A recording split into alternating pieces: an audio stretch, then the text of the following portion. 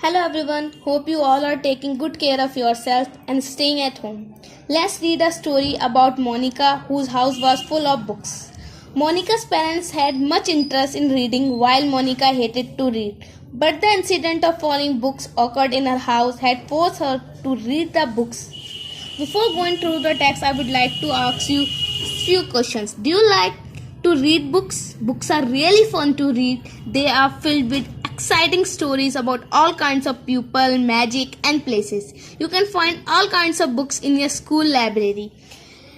Tell your classmates about the kind of books you like to read, such as textbooks, storybooks, comics, coloring books, etc. And also ask them about the kinds of books they like and the reason for their choice. So let's start the text. Once there was a girl, Monica. She hated to read.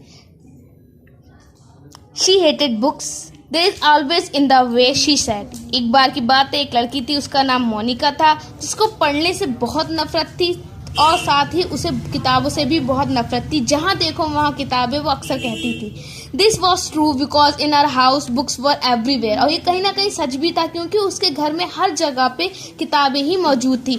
Not just on bookshelves and bedside tables where books usually are, but in all sorts of places where books usually are not. ना केवल उन जगहों पे किताबें थी जहाँ हो सकती थी किताब बुक शेल्फ पे, बल्कि वहाँ हर उस जगह पे किताबें थी जहाँ पे शॉर्टेज होती, जहाँ यूजली किताबें नहीं रखी जाती थी, मगर उसके घर में हर एक कोने में किताबें थी. There were books in dressers and drawers and desks in closets and cupboards and chests. There were books on sofa and books on the stairs, books crammed in the fireplace and stuck on the chairs. Means घर के हर एक कोने कोने में उसके parents ने books को store कर रखा था पढ़ने के लिए. Worse still, her parents were always bringing home more books. और उससे भी बुरा उसको ये लगता था कि उसके पेरेंट्स हमेशा घर में नई किताबें और लाते थे पढ़ने के लिए. They read at breakfast, at lunch and dinner. Read a book, they would say to Monica, but she would stamp her foot and shout, I hate books. उसके पेरेंट्स सुबह नाश्ते में, दोपहर खाने में, रात के खाने में हमेशा किताब पढ़ते थे और उसको बोलते थे कि वो भी एक किताब पढ़े. बट मोनिका, जो कि नफरत करती है किताबों से, अपना पैर जमीन पर गुस्से में पटकती तो चिल्लाती थी कि आई हेट बुक्स, मुझे किताबों से नफरत है. And when they tried to read aloud to her, she would put her hands over her ears and shout even louder, I hate books. जब उसके पेरेंट्स कोई भी किताब जो पढ़ रहे होते उसे ऊंची आवाज में पढ़ते ताकि वो भी सुन सके, तब वो गुस्से में अपने कानों पे अपने दोनों हाथ लगा के कान बंद कर लेती ताकि उसे वो आवाज सुनाई ना दे, और जोर से चिल्लाती थी कि आई हेट बुक्स, मुझे किताबों से नफरत है. Monica's cat Mintu hated books too. When he was a little kitten, a thick atlas had fallen on his tail.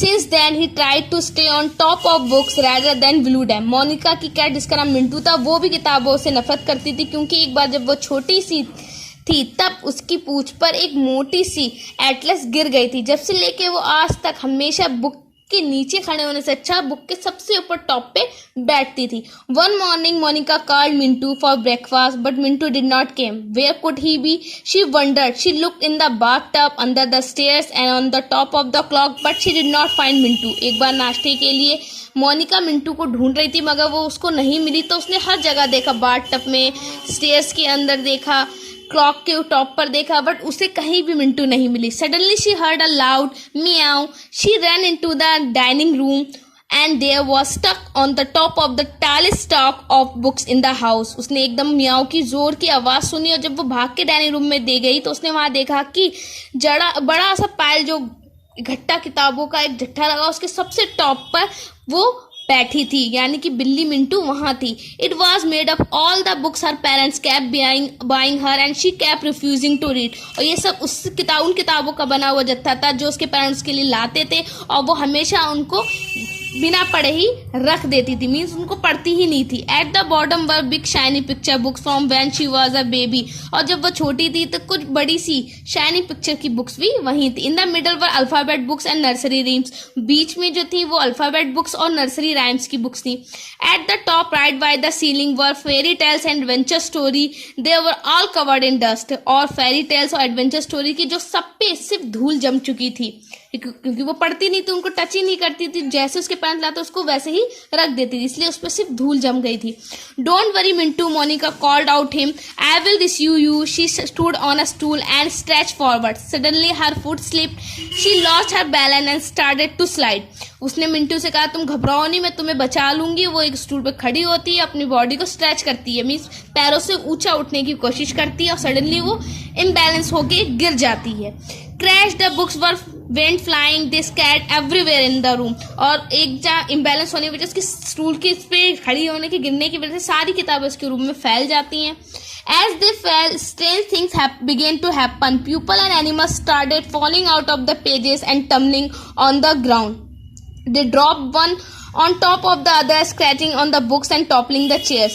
There were princes and princesses, fairies and frogs, and a wolf and 3 parrots. There were elephants, emperors, emus and elves, and an assortment of the monkeys and rabbits tangled up in themselves. Monica sat there in the middle of it all, too surprised to move. जब वो देखती है कि आसपास जो किताबें गिरती तो अचानक से कुछ अजीब सा होता है। वो देखती है कि वहां पे जानवर, फेरीज मीन्स परियां, राजकुमार, बहुत अजीब जानवर, कुछ चिड़िया, ये सारे उसके सामने मौजूद हो जाती है। तो वो ये सब देख के सरप्राइज हो जाती है, बीच में बैठे देखती कि ये सब क्या हो रहा, किताबों में से कैसे ये चीजें बाहर आ गई। But now she could not recognise the dining room at all. The elephant was balancing on a coffee table, jungling the good china plate. The monkeys had turned down the curtains and were using them as cap, and the rabbits were nibbling on the table legs. वो देखती है जो dining room था वो वैसा रहा ही नहीं था, सब कुछ अलग हो चुका था। जो एलिफेंट है वो कॉफी टेबल पे रख के झूल रहा होता है, मंकी कर्टेन्स को, पर्दों को फाड़ चुके हैं, उनका कैप बना चुके होते हैं, और जो रैबिट्स वहां मौजूद थे वो टेबल लेग्स में खड़े। Stop cried Monica, go back. But there was no much barking and grunting thumping going on that no one heard a speak. इतना शोरगुल वहां हो चुका था जानवरों के और बाकी लोगों के होने से, जो किताबों से क्रिएचर बाहर आए थे, कि मोनिका की आवाज किसी को सुनाई नहीं दे रही थी। She grabbed the nearest rabbit and tried to stuff him into a cook book, but that scared him so that he wiggle out Monica's grabs and ran में। जैसे वो एक रैबिट को पकड़ के जबरदस्ती किताब के अंदर डालने की कोशिश कर रही होती, वो गलत किताब होती है, तो वो रैबिट एकदम डर जाता है, सहम के उससे दूर भाग जाता है। She opened another book and a flock of birds flew out. जैसे वो दूसरी किताब खोलती तो एक बर्ड, जो चिड़ियों का झुंड होता है, वो उड़ जाता है। She slammed it shut again. This would not work, said Monica. I don't know who goes in which book. She thought for a minute. Then she picked up the nearest book and began to read. Once upon a time, she read in a land far, far away.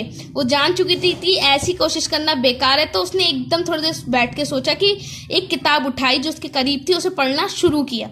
Slowly the creature crept closer and closer to hear what happened next. और धीरे धीरे सारे creature शांति से उसके पास आके बैठना शुरू हो गए और सुनने के लिए कि आगे कहानी में क्या हुआ था। Soon they were all sitting in a circle around her. और जल्दी सारे लोग एक सर्कल बनाकर उसके चारों ओर बैठ गए। When Monica reached the top of the second page, the MS in the circle jumped. That's us. जब मोनिका सेकंड पेज पे MS की सर्कल में आती, पढ़ी रही होती, तभी कुछ MS का सर्कल जंप करके आते, कहते हैं दैट्स अस, वो हम हैं। They cried, that's our page, that's our book, get in. वो चिल्लाते हैं कि हमारा पेज है, ये हमारी किताब है, हमें इसके अंदर जाना है। They leaped out the circle and dived into her lap and disappeared into the book. वो उसकी गोद में आके कूदते हैं और किताब में जाके अदृश्य हो जाते हैं, गायब हो जाते हैं। Monica clapped it shut before they could get out again. Monika जल्दी से अपने हाथों से उस किताब को बंद कर देती कि इससे पहले वो बाहर वापस आ जाए। Then she picked up another book. One by one she began reading all her books. One by one the creature found where they belonged. When her parents came in that afternoon, they could not believe their eyes, not because the curtains were gone and the dishes were broken and the table legs were chewed up, but because there, sitting in the middle of the room, was Monica and she was reading a book. और उस दोपहर में कुछ अदृश्य उसके माँ बाप ने बिल्कुल अलग सा देखा। वो शॉक हो गए थे। ये इसलिए नहीं हो गए क्योंकि पर्दा फट गया था या कुछ प्लेटें टूटी हुई थी वहां, बल्कि वो इस बात से शॉक हो गए थे कि मोनिका वहां उस रूम में बैठी किताबें पढ़ रही है।